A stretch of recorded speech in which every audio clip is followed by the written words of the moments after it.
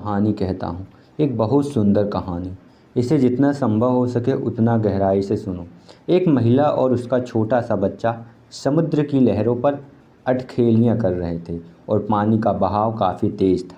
उसने अपने पुत्र की बाँह मजबूती से पकड़ रखी थी और वे प्रसन्नतापूर्वक जल क्रीड़ा में संलग्न थे कि अचानक पानी की एक विशाल भयानक तरंग उनके सामने प्रकट हुई। उन्होंने भयाक्रांत होकर उसको देखा। ज्वार की यह लहर उनके ठीक सामने ही ऊपर और ऊपर उठती चली गई और उनके ऊपर छा गई।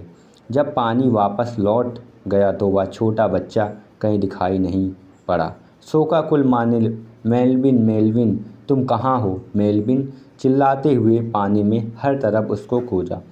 जब यह स्पष्ट हो गया कि बच्चा खो गया है, उसे पानी सागर में बहा ले गया है, तब पुत्र के वियोग में व्याकुल माँ ने अपनी आंखें आकाश की ओर उठाई और प्रार्थना की, ओह प्रिय और दयालु परमपिता, कृपया मुझ पर रहम कीजिए और मेरे प्यारे से बच्चे को वापस कर दीजिए। आपसे मैं आपके प्रति शाश्वत आभार का वादा करती हूँ कि मैं अपने पति का को कभी धोखा नहीं दूंगी। मैं अपने आयकर को भी जमा करने से दोबारा कभी धोखा नहीं करूंगी। मैं अपनी सास के प्रति दयालु रहूंगी। मैं सिगरेट पीना और व्यसन छोड़ दूंगी।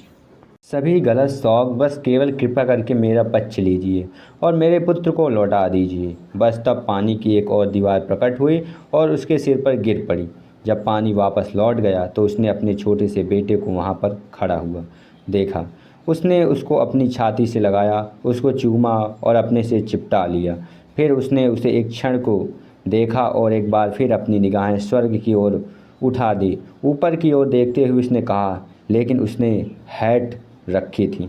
मन यही है, बच्चा वापस आ गया लेकिन हैट खो गई। अब वह इसलिए प्रसन्न नहीं है कि बेटा लौट आया है, बल्कि आप प्रसन्न हैं कि हैट खो गया था। फिर शिकायत क्या? तुमने कभी देखा है कि तुम्हारे मन के भीतर यही हो रहा है या नहीं? सदा ऐसा ही हो रहा है। जीवन तुमको जो कुछ भी देता है उसके लिए तुम धन्यवाद नहीं देते। तुम बार बार हैट के बारे में शिकायत कर रहे हो। तुम लगातार उसी को देखते जाते हो जो नहीं हुआ है, उसको नहीं देखते जो हो चुका है। तुम सदैव देखते हो और इच्छा करते हो और अपेक्षा करते हो, लेकिन तुम कभी आभारी नहीं होते। तुम्हारे लिए लाखों बातें घटित हो रही हैं लेकिन तुम कभी आभारी नहीं होते। तुम सदैव चिड़चिड़ाहट और शिकायत से भरे रहते हो और सदा ही तुम हताशा की अवस्था में रहते हो। ओशो।